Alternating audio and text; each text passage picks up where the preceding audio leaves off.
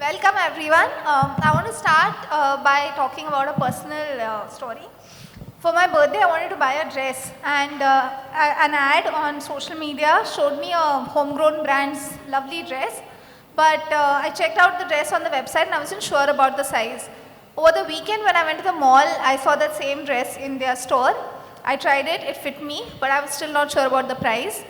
And the ad kept popping up on my social media through different shopping apps. And eventually, on one of those shopping apps, it was available on 20% discount, and that's when I bought it. Now, well, that's a classic example of omnichannel marketing. According to a McKinsey research, more than half of B2C customers engage with 3 to 5 channels each time they make a purchase. Today, we'll explore the critical role that omnichannel marketing plays in creating a seamless customer experience. Anchit, what is your omni-channel strategy and what are the benefits you have experienced? Hey, hi, thank you first of all for having me here. On the omni-channel piece, I think this is the only way to market today, specifically when you are a phygital kind of a brand. For us as Muthoot FinCorp, we have close to 4,000 odd physical presence in terms of branches. And the platform that we've tried to build over the last couple of years has significant traction right now. So the way we put people into the funnel for actual conversion is basically target significantly both through traditional as well as online digital media, move them into the app or the web platform, and then guide them into our branches, right? And that is something that is working wonders for us over the last 6 months. People, when they end up in our physical stores, they are far more informed. They make purchase decisions faster and walk out with a loan much, much quicker. So I think that's the only way that it works for us right now. And this is how we'll keep investing in different kinds of media put together. Obviously, all of this is backed with a lot of intelligence and a lot of data pipelining that is needed here for different media channels, different kind of interactions to get captured, to make some intelligent guesses, as well as then start looking at how do we ensure that all of those guesses keep ticking the right boxes when consumers start coming in. And that's how we try and do a lot of omnichannel right now. Right. Arjun, what is your strategy and what are the lessons you have learned? Thank you so much. I think the biggest lesson that we have learned in last 5 to 6 years is that a customer is not a pure online customer or a pure offline customer. Depending on use cases, depending on what he or she is seeking at that time, he make a choice that he or she has to make a purchase on offline or online. So the biggest learning is, whenever you look at customer behavior, you need to look at customer behavior on an overall level. Even if he is interacting on an offline space or an online space, and build the marketing programs, build the personalization, build the offers, whatever you want to offer, like you want to put on table to that customer, it need to be very singular. And that is what a lot of brands currently in India are trying to do. Brands that were pure digital, like a lot of D2C brand, a lot of e-com brands, now they are trying to marry, depending on different categories, mixes, like their play for different channels. And similarly, people who are pure retail, like Sir talked about Muthoot, FinCorp, how they are playing the part of the digital part. So I think the biggest learning for us is look at customer not in silos, look at them that they can, every customer in India, where a lot of our brands are operating, customer are pure omni. They do go on digital, they go on physical, build a central customer view, analyze their behavior centrally, and then build everything in terms of a customer experience, the marketing program, the loyalty program on that level. So that's 2 cents from my side. Murali, how do you integrate your online and offline marketing efforts to create a seamless customer experience? Seamless customer experience is a myth. Yeah. Yeah. Well, if you if you had ordered that dress from that online site and it reached you and it didn't fit you, you would never go back to the brand. So technically the way we look, and food especially, we look very differently. So to me, omni-channel is not about multiple distribution. It's not about आज Swiggy में ले लिया, कल जोमेटो में ले लिया, कल परसों स्टोर में आके ले लिया. It is about how am I cultivating my entire SOPs, which is operating out of a small box, and delivery to the end customer in a manner which gives him a unified sense of belief that this is coming from wow.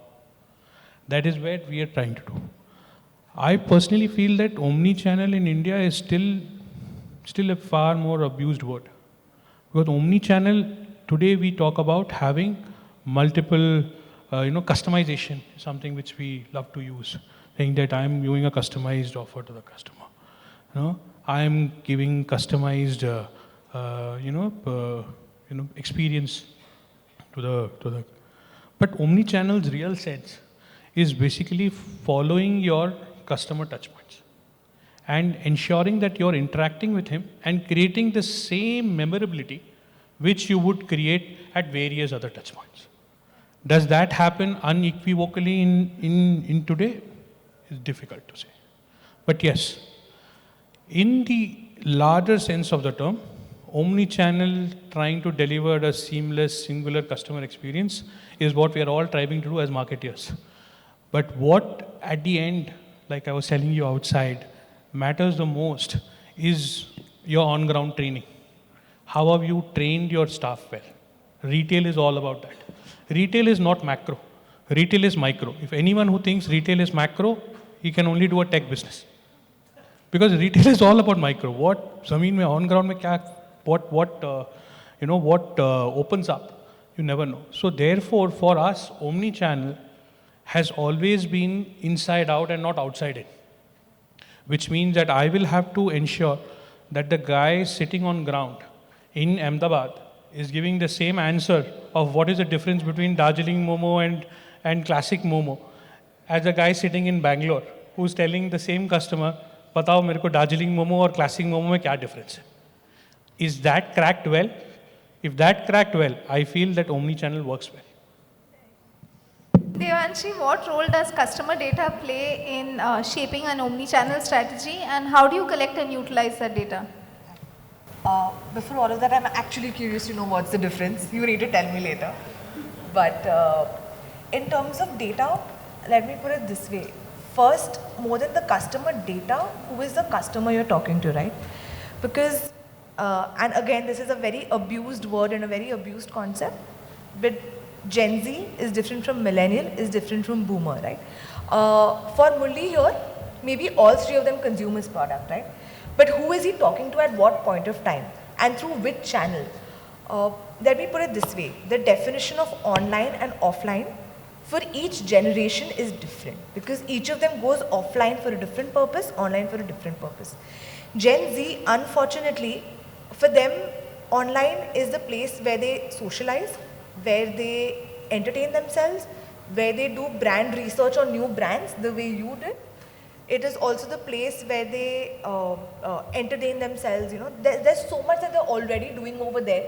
Do you want to bombard them again over there, So in fact, there was some research recently which said that Gen Zs, the best way to catch their attention if you're a brand is to not do an online campaign for them. Because every brand is doing an online campaign for them. Why don't you do an offline campaign that's actually going to be something that's going to get them to stop and, stare at it. And which is why you will see hundreds of billboards that Zomato and Blinkit and Zepto are doing, like somebody's going to put a cheeky billboard and then somebody's going to put another cheeky billboard beside it. Somebody's going to take a screenshot of like a picture of that billboard and put it on an online platform, right? So it's ultimately an offline tactic which is working for Gen Z online. So more than data on the customer, I would feel who is the customer, right? The simple fact that, for example, when filters were all the rage, everybody was, putting a picture with that filter. I think there was this entire week, couple of years back, where every time I opened Instagram, everybody had those bunny ears and like that tongue sticking out, right? From the 60-year-old guy to like the 11-year-old kid. Look at Gen Z's story and look at Boomer's story and Millennials story, right? All of them behave so differently. So I think more than anything, you need to figure out who you're talking to and what do you want to say to them, and then decide your channel. And like the thought that I would leave everyone with on this point is, people don't remember what they saw or what the design was. They just remember how that ad made them feel. So all you need to do is, across all your touch points, make sure that your communication makes them feel the same way every time they come across your brand. Whether it's in the store that you went and bought the dress from, or whether it's the Instagram ad, if you make them feel the same way, there's a 1% chance they'll remember you. You know what, I have a very interesting point here, that I feel that the entire clan of people selling digital is like they are selling insurance. They are coming and telling you that kharido, nahi kharidoge to kal ka kya. But to me, it's enough of selling insurance. To me, what lives or outlives any marketing campaign is the narrative. In the narrative, previously, the narrative of unidimensional, I would come and tell you that X, I am X, and you would say that, अच्छा ये X है, चलो अगली बार जाएंगे तो X लेंगे. Now it has become that मैं X हूँ क्योंकि मैं ये हूँ. तुम मुझे believe नहीं करते तो यहाँ आके experience करो. You're making basically all that RTBs, which is in a traditional marketing, campaign. We used to say that these are RTB. इसको subhead में डालो. Those RTBs are becoming more experiential for the customer because he is questioning why. Why should I believe you? So omni-channel to me, in terms of, I'm not talking business now I'm talking marketing. Omni-channel is basically trying to substantiate all those RTBs which you threw at that customer, possibly 5 years before. Now you are coming and telling him that विश्वास नहीं होता तो इस्तेमाल करके देखो. So it's similar, something similar. I think we all grew up पहले इस्तेमाल करें फिर विश्वास करें. I think it's that. Now it's becoming experiential. Anchit, Murali spoke about training the staff and on ground being important. How important is it for you to train your staff to shape this omni-channel approach? See, I don't think staff needs to be trained. They need to know the product, they need to know the story, and they are champions of that story, right? And that's how brands are built. If all of you in the organization are talking about the same story, that's how a brand will get built, and that's how the myth will become a legend. And I think that's where the crux of the point is in terms of having the same experience across different sets of locations and geographies. I think Murali spoke about that, ki Ahmedabad versus Bangalore, the same Darjeeling Momo will be spoken about in very different ways, not necessarily, but they need to be sold with the same passion, the same story. They might be in Kannada or in Gujarati, right? So that's not the omni-channel piece. They don't need to be spoken in English. They don't need to have the same uniformity. So just picking that up from there, but they just need to have the same tonality, the same storytelling. The other piece, I think that's extremely important, and Devanshi talked about it, on how do we experience the world right now, essentially. And how it's not a singularity that any one of us is a part of right now. A purchase decision, as you said initially, is extremely convoluted, right? In terms of the kind of searches that you did across different platforms, across a physical store in a mall. So a lot of discover online, transact offline, and the other way around is happening across all of these brands that we talk about today, right? And therefore, marketing therefore becomes challenging in terms that your online presence, your offline presence need an equal to in between. In terms of the fact that you speak the same language, you talk about the same story, you talk about the same ethos, and the way that you speak to your different sections of consumers, because we'll all have a lot of different kinds of consumers. remains the same across all of these experiences. So therefore, a discovery online, transaction online happens for all of the brands here. A discovery offline and transaction online is also pretty much par for the case today. And that's where omnichannel really comes in. Because that's where the brand narrative gets set and the story is sold to the individual. I occupy a certain mind space with a consumer, and that's how people transact or choose to transact with a particular brand. I loved one point, what he said, is your frontline staff need not to be trained.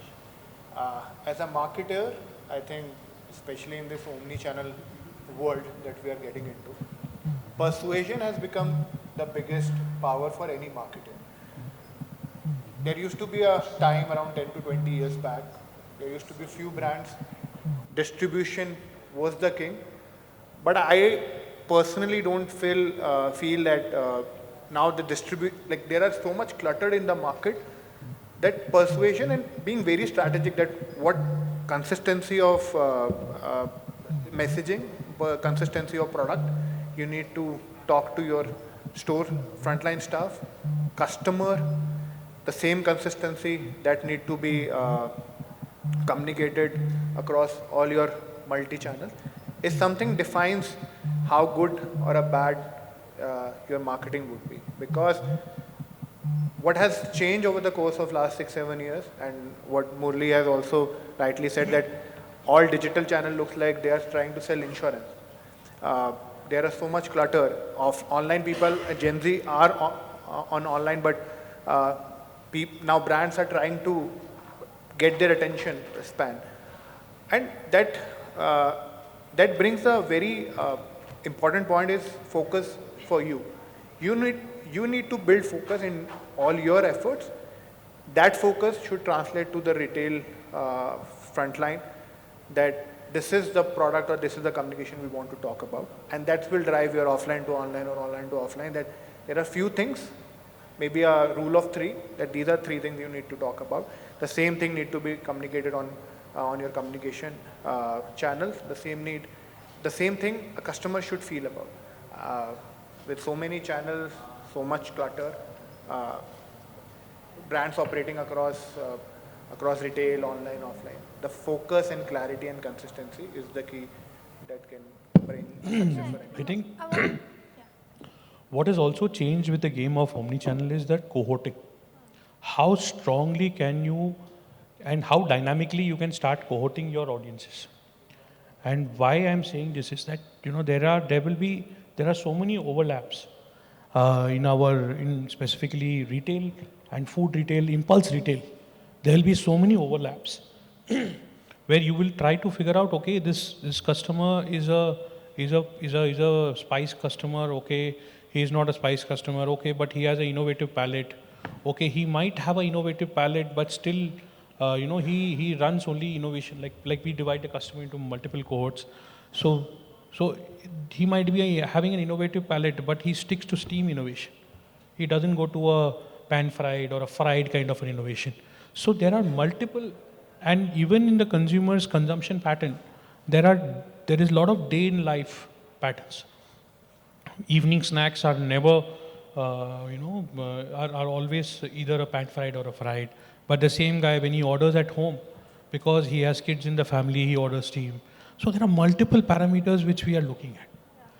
So therefore, how strongly you can cohort your customer and try to create, say, clones of it and target, I think that becomes easier for us. And now there are multiple tools, multiple AI layerings which are being offered. We built a lot of in-houses. That helps us. In this omni-channel experience, I think one of the biggest boon is brands have become more intuitive, rather than waiting and watching. I think that has changed the game for marketers. We are preempting far better, we are targeting far better, and therefore success rates are better. Both Anchit and Arjun spoke about consistent messaging. Devanshi, I wanted to ask you, on different channels, consumers may have different needs, right? Times, put out your communication, even if it's generic. But make sure that when the customer, for example, searches for you, you are present, because there is no way I'm going to be able to put a Mishti Doi and a plain Greek yogurt and a protein milkshake in one banner and say epigamia for all your needs, right? Like that's the worst ad creative ever. So I think on some occasions you need to leave it to the customer because they're smart and they can figure it out. But you need to be present in the moment. Having said this, I also strongly believe that not being present on all channels and just being present on one channel at a particular time is also an omni-channel strategy. Similarly, measurement also is different for different channels. How do you measure the effectiveness of your omni-channel strategy? Arjun, would you like to? See, I think in this world of multi-channel attribution, a lot of misattribution also happen. And I think when you're looking an omni-channel from both sides, from a marketing side as well as a business side, you should track output first of all. As in, because a particular channel, either it can be a marketing channel or even a business channel, will tell you that, oh, I'm creating this level of business for you. But that level of business can be cannibalization or maybe organic uplift. So the biggest attribution that need to be looked when you looked at omni-channel or a multi-channel marketing from both from business and marketing is on a same user level, are you getting uplift at what level? And on a overall business level, what uplift we are getting as a business per se.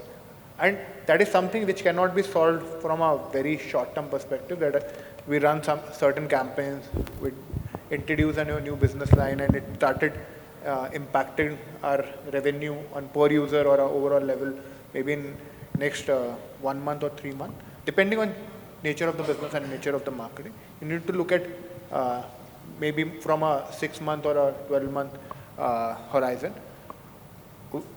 Any singular channel in the part which made the mix in omni-channel, you need to look at their optimization from an input level, but your success of an omni-channel marketing is built on output that you are garnering from the overall spends or efforts that you are doing. How do you approach personalization in an omni-channel environment, Anchit? See, I think we've all been speaking about personalization for quite some time. I think 5-6 years, all of these roundtables and panel discussions, we've been speaking about personalization. So there are a lot of ways to do that today. A lot of tools out there which will help you do it. There is consumer data available at almost every outlet level that you can think of. You can identify consumers by phone numbers, by names, by unique identification codes. And obviously, at the bottom of it, as something one of us just said, we need to create these cohorts, right? All of these cohorts, you might have 65 of them for different consumer personas. But at one level, these consumers will end up being the same, right? They're looking for some specific pieces out there, right? And you identify these traits, you create these cohorts, basis those cohorts, you run your personalizations. Use all the tools that are available to you today. The personalization piece helps you in getting an immediate response. It gives you better CTR, obviously, and it gives you a slightly more nuanced and more interested response. So that's all that it will get you. Beyond that, the product and the service will really need to speak to the consumer.